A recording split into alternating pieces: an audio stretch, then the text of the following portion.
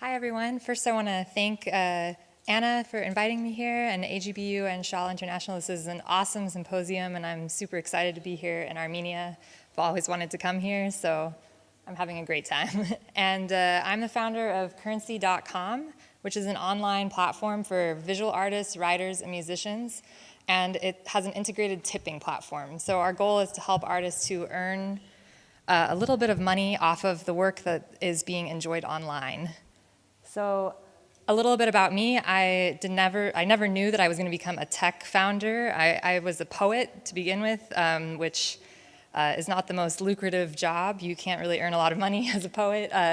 And so then I went into screenwriting. I grew up in Long Beach near Los Angeles, had a lot of Hollywood in my life. My dad is from Ukraine, so he really loved Hollywood, took us up there every weekend to go to Ukrainian school, but also to go to visit, movie sites and things. So that was my growing up years. So it became natural to go into screenwriting. I ended up moving to China after I finished film school, and I worked as a Chinese screenwriter of horror movies in Beijing. So kind of a strange background, which is actually where I met my best Armenian friend, Vahagan, who is also a filmmaker, who studied in China. So I have some Armenian film connections, but I'm also an artist. I like to paint, I take photos, and I'm a millennial. So I'm, born in 1986, grew up with the internet, and the internet is awesome. I love the internet. So when I was a kid, I was already making stories and putting photos online. First it was MySpace, which, that died. And then Facebook came along. And that kind of changed the whole scene. Obviously, I think pretty much everybody is on Facebook, except for me now, because I deleted my Facebook last year. And I encourage others to follow me in that, but it'll take time. So the reason that I became a startup founder is because I was trying to make a living as a creator. And a creator today is someone that's doing all types of things. They're not necessarily just an artist. They're usually an artist, a writer, a photographer, a combo of all the performer. So that's why I call it the slash. If you talk to anybody in Los Angeles, they're like, I'm a writer, producer, director. I'm a writer, photographer, all different types of things. And in order to be an artist, you also have to be a marketer. You have to be a business person. You have to be an accountant. And that's not easy for especially creative-minded people. That's not necessarily what they want to be doing. But in order to make any money, you need to know that stuff, which I don't think is very good for the world, because we need people who are artists to be focusing on their art. So I started, let's see what's next. Okay, so I'm going to go back first. Basically, I started self-publishing because when I was trying to make it as a screenwriter, everyone told me that, you need to publish the stories first, because Hollywood's looking for something called pre-awareness, because Hollywood is film business. They're in the business of making money off of movies, and so they need people to buy tickets. So they need big intellectual property things like Harry Potter, Star Wars, Hunger Games, 50 Shades of Grey, Twilight. These are all the biggest money makers for Hollywood. And most of those came from books. So if you're a writer, you don't write screenplays. You need to write the story and create the world, and then get a big fan base so that then they're going to hire you. Actually, they'll probably hire somebody else to write the screenplay, but then you start getting the movies made. So I started self-publishing because everybody's like, you need to, that's how Hunger Games started, that's how Twilight started. These are all internet things. These were people just publishing it for free online, and it got really popular. And then Hollywood came in, bought it, and made the movies. But when I was self-publishing, I realized that it's almost impossible to get the word out about your stuff. You need to be a social media genius. You also need to spend a lot of money to market your stuff. And but then there are people out there that are doing this work for you. They're curating for you. They're sharing it on Facebook. They're sharing it everywhere. And I was thinking, wouldn't it be great if I could just give a little bit of the profits of what, if people buy my book, to these people that are sharing, to encourage them to spread my work to bigger audiences. So that's kind of how I came up with the idea for what is now Currency. So first thing to talk about is the art world right now online is changing a lot because there are so many new technologies for making art. And I'm talking digital art, which is like GIFs, which are those moving images that people, you send a little joke GIF. There are artists that are making amazing GIFs, and they're being traded every day, people sending them in messages, and nobody knows who the artist is, right? We have one artist on our platform who makes these kind of rainbow crazy GIFs, and my sister sent it to me, and I was like, I know that guy that makes that art, and she has no idea. She just found it on whatever, your phone, it pops up with these GIFs. So there's also cinema 4D, 3D art, people that are working in virtual reality, there's 3D printing, there's even like new paint colors that people are developing new colors of paint. This is more traditional art and copywriting the colors, so only they can make paintings with this certain color. Digital collage, glitch art, augmented reality. Also what Professor Sardari was talking about, there's also art that is responding to tech because everybody is posting on Instagram, so people are trying to make art that you can take pictures of. So that's the Museum of Ice Cream, which she mentioned yesterday, and these kind of things. So basically, what is art nowadays? Who knows? it's anything, and most people are working in multiple different aspects. So for example, this piece is by a net artist, which is kind of a niche, very weird. Usually they have these kind of alien-looking people in it. It's very popular on the internet right now. I don't know about if it's popular here in Armenia, but in the US, this is like underground, San Francisco, LA, New York. It's all this weird alien art, which it's interesting.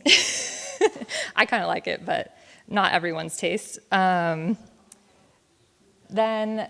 So all these people are making all this art. What do they do with it, especially these digital pieces? Because you can't really hang a digital piece on the wall, although there are a lot of startups that are trying to make kind of like digital frames. So they do have that, but most people are just posting it on Instagram, Tumblr, Snapchat, Facebook, Ello. I don't know if you've heard of any of these platforms. Ello was, I think it came out like maybe even 5 to 10 years ago now. It was an anti-Facebook because Facebook requires you to have your real name. A lot of artists don't want to have their real name because it can be dangerous for artists sometimes to have their real name associated with their work.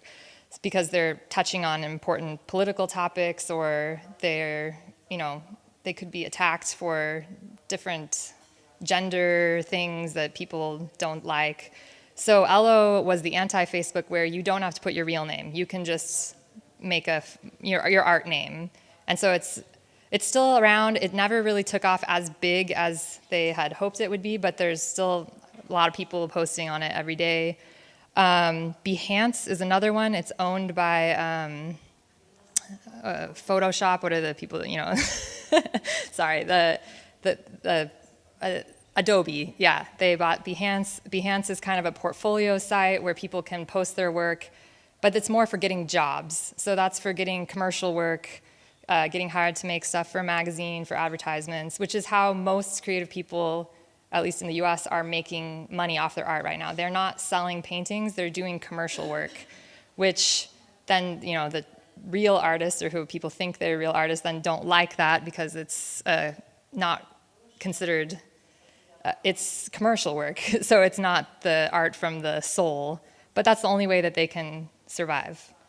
So, and also the global online image trade, 95 million images and videos are posted every day just on Instagram. And that's just one of the platforms, right? There's like hundreds of platforms. So if you think about that, that's maybe, I don't know, but the most traded thing in our world right now is images. So that means that artists are really powerful because that's what people are looking at all day long and sharing and spreading. And also, I think Dr. Sardari was talking yesterday about emojis. and GIFs. This is how we're communicating. So we're kind of creating a new language right now.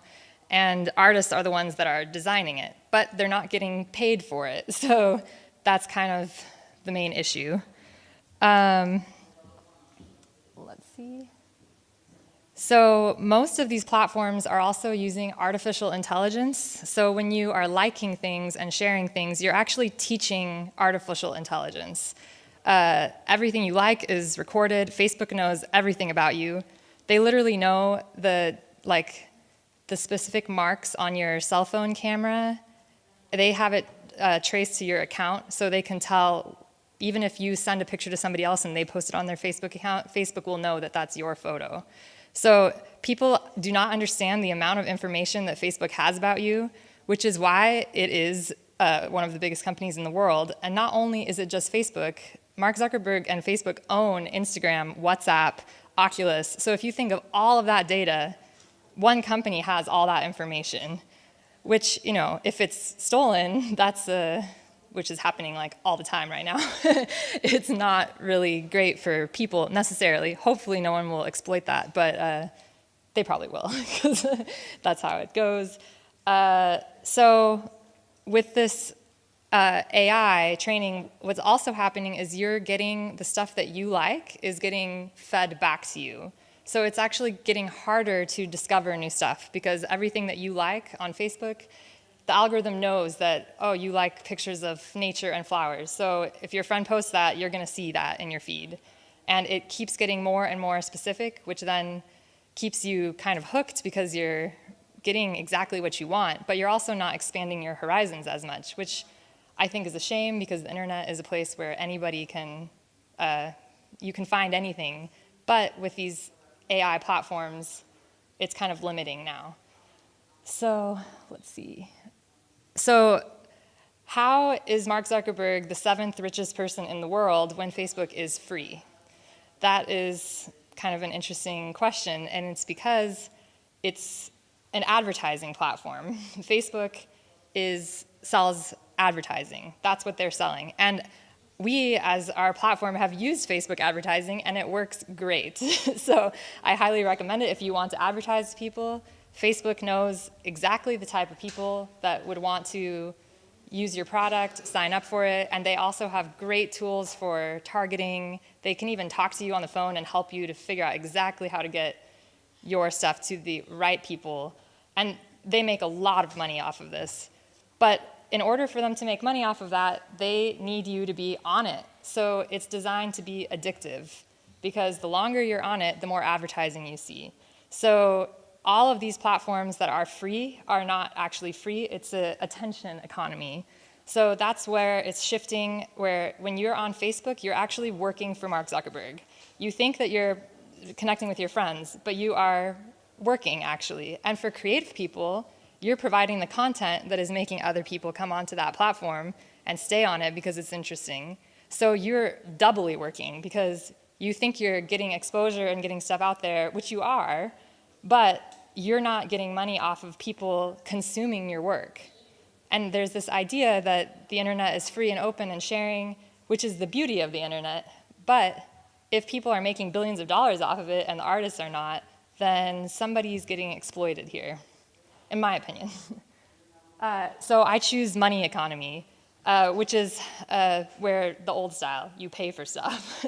And that is hard to convince young people that they should pay for things, because young people don't have a lot of money. So they don't, if it's free, that's the best. But you have to think about, is it actually free?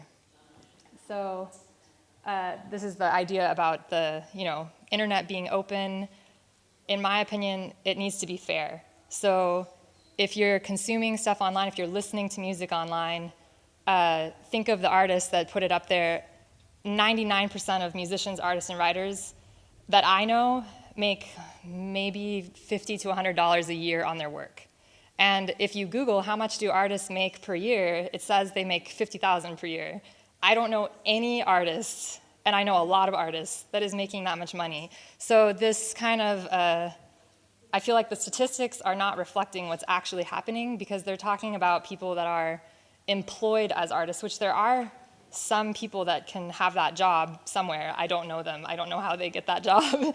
So the reality for young people is literally zero money most of the time. And so, but this is in an era where people are looking at art and listening to music more than ever before. So how is it possible that they're making less money than they were before the internet? Because it's free. So to go on to that topic, a lot of the platforms want the artists to give up some of the rights to their work in order to, get exposure or to, for example, Amazon. I only know this for writers. You have to, if you want to get the ability to market your work on Amazon, which means making it free, you have to give them exclusive rights for 90 days, which limits what you can do with it outside of that. And artists want to maintain control of their work. That's kind of, at least all the artists I know, they really don't like any platform that takes their rights. So, but the other interesting thing about intellectual property is public domain stuff. So for example, this artist, Manzel, he's based in New York, and I think he did some work for the Black Panther movie. He does really interesting digital collages. But this golden ram that is in this collage, that I'm pretty sure is probably a museum piece. This is a digital collage of a public domain piece. So that's one idea that I had yesterday about Armenia, because I've spent a lot of time in the History Museum. Armenia has amazing ancient culture with really cool symbolic stuff from a long time ago. And I don't know if you guys have an open culture project, but that's something that I think would be really awesome to do, kind of open arts Armenia, where you digitize the ancient works and allow for free use of them for artists around the world. That could spread kind of Armenian culture, and artists are doing this all the time. They're using these old kind of, gold, bronze things to remix into this very modern looking digital art. Okay, let's see here. Okay, so how do you make money? That's kind of the main question, and it's not easy. So there are a few ways that people can make money online, which one thing is advertising. That was actually a lot bigger maybe 10 years ago when it first started. Seems to be a lot easier for YouTube stars, which is not necessarily visual artists, but people are making videos of their process. And you can make money from some of the advertising, but you need to have an audience of literally millions of people to make any tangible money off of it, right? It's like you have to have millions of followers, which is almost impossible. I'm sorry. It just is really hard to get that many followers. So there are other things like Patreon is a newer site that opened in about 2014 that is about art patronage. So basically you can create a Patreon profile and then you allow people to support you for $5 a month, $10 a month, and you then have to give kind of perks. So you send people a postcard or you have a phone call with them or whatever you decide to give to your audience. I personally don't like the Patreon model because I think that the art should be enough. If people are enjoying your work, why should the artist then also have to send you a postcard and give you a tote bag and all this stuff? Because it's like they're already giving you the art. So I understand why people do it, but personally I think it's not great for artists. I wouldn't want to do it as an artist. I'm shy. I don't want to have phone calls with strangers. But it is working for some people. The other thing is cryptocurrency. So this is actually an Armenian-American artist based in Los Angeles. She makes a lot of really interesting paintings of aliens and also cryptocurrency-focused stuff. So the first cryptocurrency is Bitcoin. It started in 2009, so it's a baby. That's why he's a little baby. Bitcoin is very new in the history of money, which goes back thousands of years, which is a way of transmitting value, right? Which actually is how writing started. Like, we wouldn't have writing if people weren't trying to write down that you owe me this, or this is how much I've given you. So money is really important as a signifier of value. And that's why I think people need to pay more for art, even small amounts, because whenever you pay for it, you're showing that you value it. And so that's why it is very important that money and art are connected, even though, people feel weird about money and art together. But if you don't pay for it, then it's not valued. So Bitcoin is interesting because it's a decentralized currency, which means no government runs it. But the problem is that that's not really true. There are regulations in every place, and the US is cracking down pretty hard because people are suddenly becoming Bitcoin millionaires in the last few years. And who's paying taxes on that, right? It's like, it's still money, it's a value asset class. So changing a lot. But what's cool about Bitcoin and digital currency is that it's a way for people to pay for things digitally, which there's also a lot of other technologies that can go with traditional art with Bitcoin for provenance. What it is, Bitcoin is a big topic. So Bitcoin has a public ledger, which means that every transaction is publicly recorded and cannot be changed, and everyone can see it. So for art, basically what you can do is you can transmit a small chip onto the painting that has the private key, the information of the Bitcoin, the blockchain stuff that holds all the information about the piece. So it has the artist's name, where it's sold, how much it's sold for, and then each progressive time that it is sold, you can divide the money to the artist, basically. The artist can get a cut of the money each time that the piece is sold, which is something that has never happened before. Normally, the artist sells the painting once, they never see money from it again. So this is kind of a new way to help support artists, keep them earning as their paintings are being spread. But I don't actually work in the traditional art stuff. I'm all on the internet, so it's a bit different. So just a quick point about millennials. I'm a millennial. I feel like probably a lot of you are millennials in here. In the US, millennials are generally poor. They came of age during the financial crisis, could not get any jobs after they graduated college, so they had to get really creative. So millennials are very creative because they had to reinvent themselves. Everything they thought they were going to be when they grew up did not happen. So, which is fine, but it changes things a lot. And most of them in the US have a lot of student debt. Most of my friends have between $50,000 and $250,000 in debt. So that kind of is paralyzing also. So they don't want to spend money on anything. That's why, Professor Sadaria was talking about how we rent luxury clothes and we share things. It's not because we want to, it's because we have to. So the inspiration for Currency, my platform, is taking into the reality of what people actually are living with, which is not a lot of options, especially financially.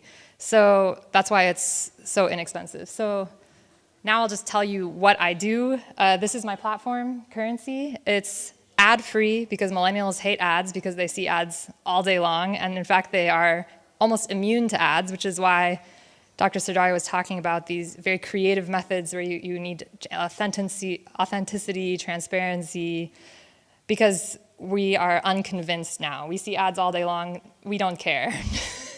We don't want to buy anything anymore. We don't have any money anyway. So this is ad-free, where anybody can post, because who are we to say who's an artist? If you feel you're an artist, you make something, you're an artist, in my opinion. If you write a poem, you're a poet. You don't need to have somebody tell you, yes, you are a poet now. If you do it, you are. So you can post anything you want on our site as long as it's your own original work. And then it has the architecture of a social network. So same like Facebook or Instagram. You have a profile. This is my profile. You can write a very short bio. You can put links to your other social platforms and your email so that if people want to buy your painting, they can email you. We don't handle the selling, but we have had several people buy paintings off of our platform already, so I think that's great. Those are some of my paintings. You just can post your work, and then we use what is called a complementary currency. So it's not Bitcoin, it's not a cryptocurrency, because most of the artists just want money for food. They don't want like intangible assets. They want to be able to pay their rent. So we pay people via PayPal in dollars. But how our site works is you buy bundles of tokens for very cheap. $3 gets you 250, $6 you get 800, $12 you get 2,000. The tokens are worth half a penny, and you can use them, to tip artwork that you like. So you see, if you can see at the bottom that some of the numbers to the left, that's how many times these pieces have been tipped. It's not the amount. We don't say how much it's tipped because it's pay what you want. So some people tip $5, some people tip 1 coin, which is half a penny. So it can be very low or however much you want. And when you tip, it unlocks commenting and sharing. So nobody can comment on your work or share it unless they give you a little bit of money. Because if you want to comment on something or if you want to share it, that means that you were emotionally affected in some way by this artwork. So you should pay for that. I'm not saying how much you should pay for it because you don't get any ownership of this piece. You don't get any rights by tipping. It's just to show appreciation that you were moved by seeing this image or this poem or listening to the song. So that's how the tipping works. Let's see. And then this is the feed. Like you have your own home stream. So you follow different artists, you follow different curators, and you can see what the people you follow share or post in your feed. So, for example, this person shared this guy's artwork, and if I tip this share, then Aunt Kana is going to get 10% of the tip. So that is the way to compensate the people that are doing the work of marketing your art for you by sharing it. Because when people are sharing your art, they're marketing for you. They're doing work. So that's why we think they should be compensated. So it's kind of fun because if you're not an artist, everybody likes to enjoy it. They like to share stuff. They like to show their taste. You can participate and you can also earn. So it's fun for everyone. And then this is just what the wallet looks like. You have the coins for tipping, and then you have your earnings, and it just shows up here. And then when you earn like $10 worth, we send you a payment via PayPal.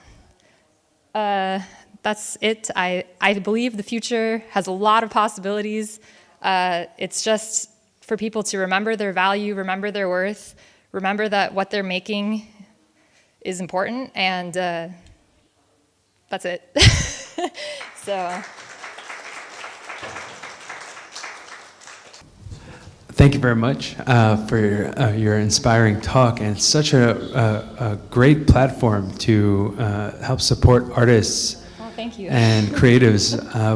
I was curious if you have been approached by other, let's say, other existing platforms in order to either integrate your approach or to be interested in collaborating in any fashion. The things that come into my mind are Instagram, Elo, or we have PixArt in Armenia. Oh, cool. Yeah, I saw in your bio. I wanted to talk to you about PixArt. We have not been approached, actually, at all.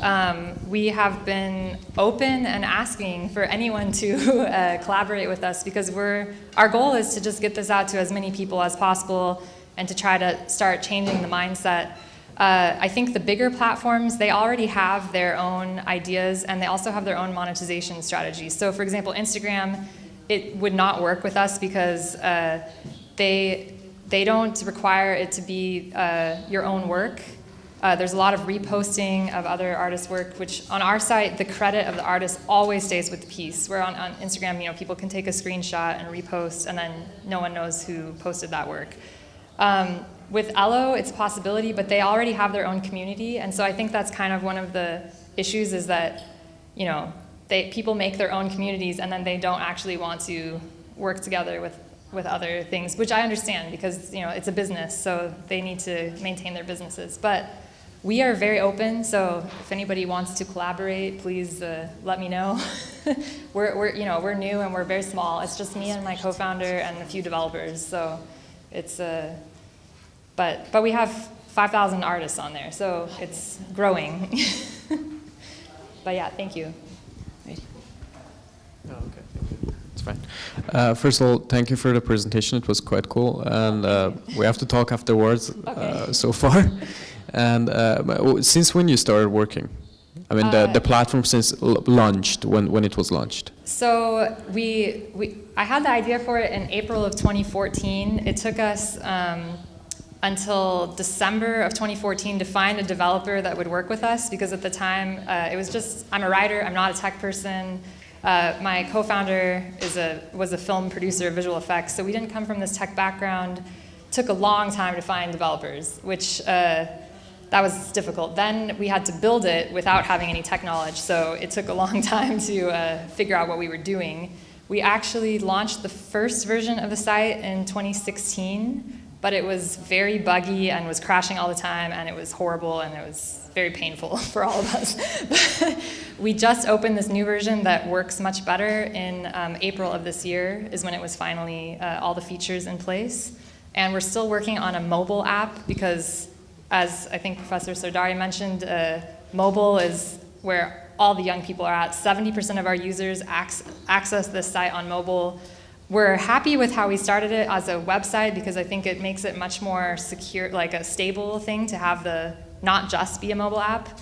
But yeah, that's our next project. But yeah, so it's been since April that this site has been up. Okay, one more thing. Do you have like any kind of milestone or anything that you want to integrate some other technology in it? Not in terms of deep technology, in terms of visualization, like AR or VR, because most of the visual arts we own an AR company here. Oh, awesome. And cool. yeah, well, we do the work here, so we are specifically working in art sector. That's why I'm Nice. asking this kind of stuff, because like we are also collaborating with some digital artists, kind of, that they are Yes. making 3D stuff and Most of these net art, so this is actually a 3D render right here. This is virtual reality, it's not a photograph. That's created on the computer. So that's probably kind of the artists that you're working with are working with the Cinema 4D, 3D, VR, AR. Almost all of our digital artists on the site are working in that sphere. They're doing games, they're doing AR. Our site is just the visual still images and GIFs, so we don't have the technology for you to experience AR on our site, but what people can do is they can post a still image of, for example, whatever AR you're doing, you could post a still of it with a link to your site or something else. We allow links, and people can still tip that still image as in tipping your off the site piece. So that's one way to integrate. Same with video. You can put a still of a video and then link to your YouTube or Vimeo, because we don't have the resources to handle managing videos yet, because you need to make sure that you check that everything is good in the videos. But YouTube has billions of dollars, so they're fine. They can handle it. okay, I got it. But we can talk after too. Yeah, definitely. Thank you.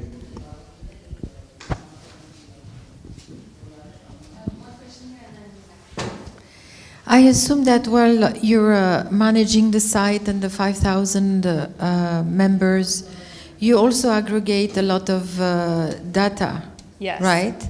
So I wanted to know how, because you expressed your concerns with Facebook that is using our data, Yes.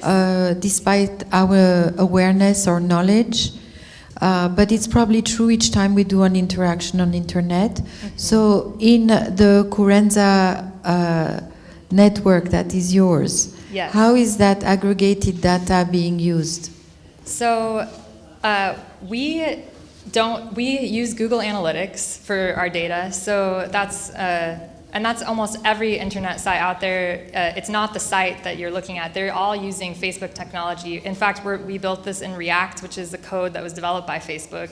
We use Amazon for our database, and we use Google Analytics. So all of those companies are in pretty much every website online. That's just how it works nowadays. But we don't actually, at the moment, use our data pretty much in any way except to know that how many people are signing up, how many people are tipping. But in the future, when we have more resources, the data that we're going to get is very interesting, because not only is it what people like, it's how much they like and how much they're willing to pay for it. Because you can have a piece that's tipped 20 times, but it's only tipped 1 coin. So people like it often, but only a little bit. And then you might have a piece that's tipped 20 times, but everybody's tipping it $1. They really like it, right? So it's showing kind of more depth of data, which at the moment we don't have a way to really use that, but that's our goal in the future to, I don't know what we would do with it because morally I'm not like the biggest fan of using data to manipulate people in any way, so I don't think we would ever do that, but it might be just interesting for artists to know how much their work is being valued and compared to other artists, why. So there's a lot of options, but yeah, we currently, this is probably the most, we don't take anything. We don't take any rights, we don't take any data, so it's very safe right now. That's actually, you know, because of our philosophy about it, also because of lack of resources. So, you know, it works out right now. But One last question, and then we'll move Yeah. on. Yeah. First of all, thank you very much for I'm here for the very interesting and inspiring presentation, you see. My question is about the music. Yes. Can musicians be presented at your platform? Yes. Is there a technical possibility for that? 100%, yes. The site is, I focused on visual art here because I feel like that's more of the topic of this symposium, but it's music, writing, and visual art. So any music file and also sound art or even podcasts, basically anything that's just a sound file, you can post on our site, text files and GIFs and images. That's all we have. But yeah, we have several musicians on the site, and we have a few new ones that just signed up from Europe, and I'm really enjoying some like saxophone stuff, really cool. So, but I would love to have Armenian musicians on the site, so please tell your friends. We'll share it out to our whole community. So. Super. Thank you so much. Thank you.